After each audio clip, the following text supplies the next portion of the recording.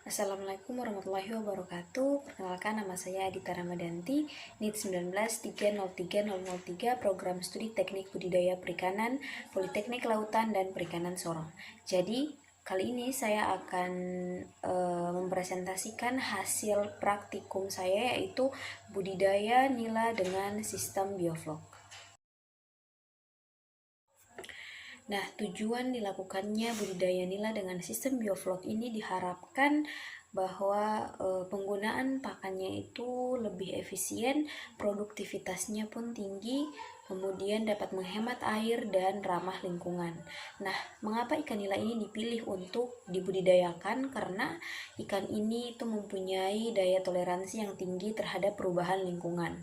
Untuk kegunaan dengan budidaya nila sistem bioflok ini menjadi sumber pendapatan keluarga bagi pembudidaya dan pihak-pihak lain karena hasilnya itu dapat dijual ke usaha perdagangan ikan, rumah makan, jasa rekreasi pemancingan, dan lain sebagainya.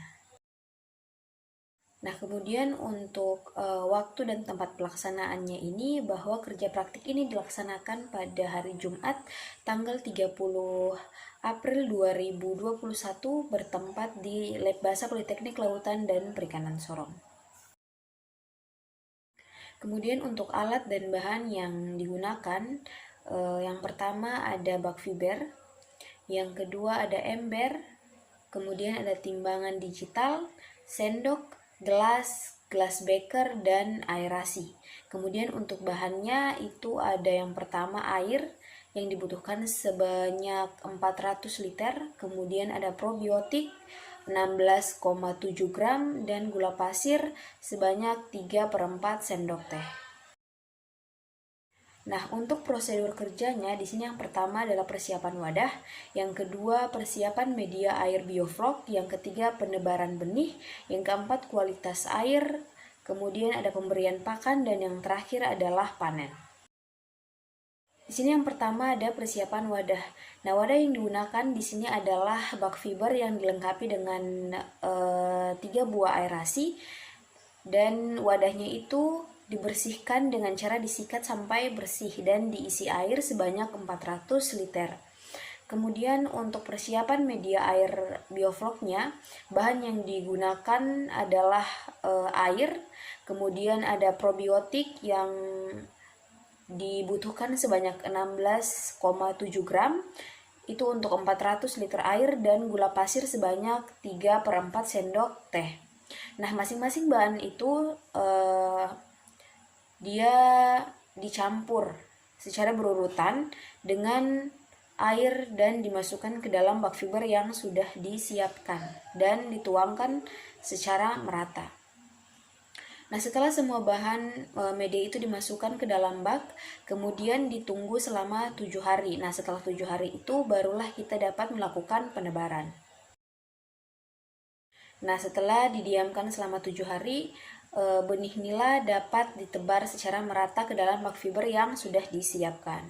Nah, sebelum melakukan penebaran, pilihlah benih yang sehat secara fisik, berkualitas secara genetik, dan ukuran benihnya yang seragam. Nah, benih yang ditebar itu berukuran 8-10 cm dengan pada tebar 120 ekor. Penebaran benihnya itu sebaiknya dilakukan pada pagi atau sore hari untuk mengurangi stres pada ikan. Kemudian untuk kualitas airnya, salah satunya adalah mengisi air dengan bakteri Bacillus yang bersifat non-patogen. Fungsi dari bakteri ini adalah untuk merangsang pertumbuhan mikroorganisme untuk mengolah limbah. Nah, jangan lupa juga bahwa pastikan bak diberi aerator untuk menyuplai atau menyediakan oksigen agar mikroorganisme bisa tercampur dengan air kolam. Kemudian untuk kandungan oksigen terlarutnya itu 3 mg per liter, dan pH yang dibutuhkan adalah 6-8 serta dilakukannya pengamatan warna air.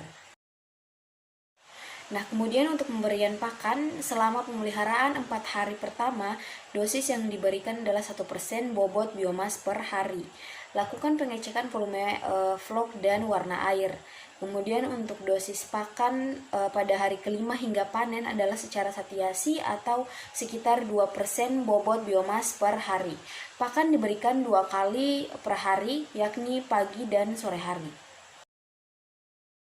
Kemudian yang terakhir adalah panen. Nah, pemanenan ini dilakukan setelah ikan berusia 4 bulan. Biasanya berat ikan itu sudah mencapai 200 sampai 250 gram. Pemanenan dilakukan pada pagi atau malam hari dengan cara ditangkap dengan serok atau lambit secara hati-hati. Sekian penjelasan saya tentang praktikum budidaya nila dengan sistem bioflok. Lebih kurangnya saya mohon maaf. Wassalamualaikum warahmatullahi wabarakatuh.